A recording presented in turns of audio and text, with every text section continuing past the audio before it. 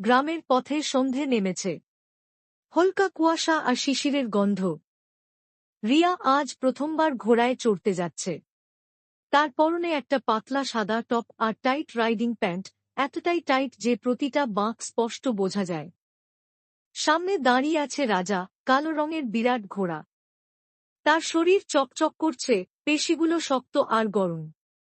লেজটা একবার আস্তে আস্তে নড়ল। রিয়া একটু ভয়ে ভয়ে এগিয়ে গেল।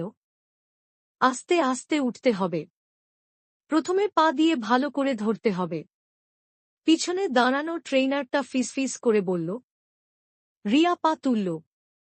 ঘোড়ার পিঠটা এত উঁচু যে তার পা দুটো ফাঁক হয়ে গেল অনেকটা। হাত দিয়ে শক্ত করে ধরল স্যাডলের সামনের হাতলটা। এক ঝটকায় উঠে বসল। আহা! এত বড়, এত শক্ত! রিয়া চাপা গলায় বলল। ঘোড়ার পিঠটা তার দুই রানের মাঝখানে ঢুকে গেছে একদম। গরম লাগছিল, খুব গরম। ট্রেইনার হাসল। এবার আস্তে আস্তে নড়াচড়া করো। শরীর ঢিলা ছাড়ো। ওকে অনুভব করো। রিয়া প্রথমে আস্তে আস্তে সামনে পিছনে নড়ল। ঘোড়াটা নড়ল একটু। তার সাথে সাথে রিয়ার শরীরেও একটা ঝাঁকুনি লাগল। আহা! উফ! অজান্তেই বেরিয়ে গেল মুখ দিয়ে। আরো জোরে, আরো গভীরে বসো, ট্রেইনার বলল। রিয়া কোমরটা একটু তুলে আবার নামাল। এবার আরো গভীরে। ঘোড়ার পিঠটা তার সবচেয়ে সেনসিটিভ জায়গাটা ঘষছে এখন।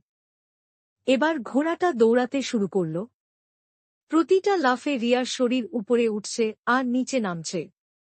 উপরে, নিচে, উপরে, নিচে। প্রতিবার নামার সময় একটা গভীর চাপ অনুভব হচ্ছে। আহা আহা! রিয়ার মুখ দিয়ে আর নিয়ন্ত্রণে রাখতে পারছে না।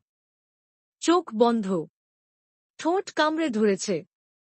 ঘামে তার গলা বেয়ে নিচে নামছে। ঘোড়া আরো জোরে দৌড়াচ্ছে এখন। রিয়া আর চেঁচিয়ে উঠল, আর পারছি না, অনেক হয়ে গেছে। আসছে, আসছে। ঠিক তখনই ঘোড়াটা একটা বিরাট ঝাঁকুনি দিল। রিয়ার পুরো শরীর কেঁপে উঠল। চোখ দিয়ে পানি বেরিয়ে এলো। শরীরটা একদম ঢিলে হয়ে গেল। কয়েক সেকেন্ড পর আস্তে আস্তে নিঃশ্বাস নিতে লাগল।